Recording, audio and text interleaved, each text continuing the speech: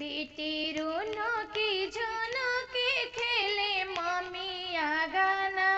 बेटी रूनो की झुनो की खेले मम्मी आगाना।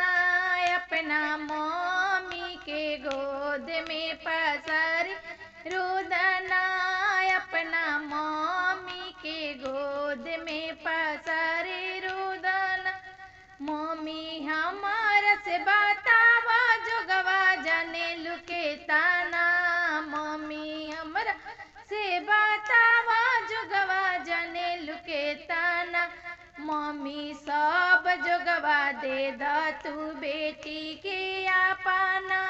मम्मी सब जोगवा दे दा तू बेटी के आपना। मम्मी कुछ जोगवा हाथे दे दा कुछ आचारा। मम्मी कुछ जोगवा हाथे दे दा कुछ आचारा। मम्मी कुछ जोगवा रखी दा बीचे आंगना। मम्मी कुछ जोगवा रख दा छिपा के आंगना। मम्मी लेके जाइब हम त ससुरार अपना। मम्मी लेके जाइब हम त ससुरार अपना। बनल रहे जन्म जन्म सुहाग अपना।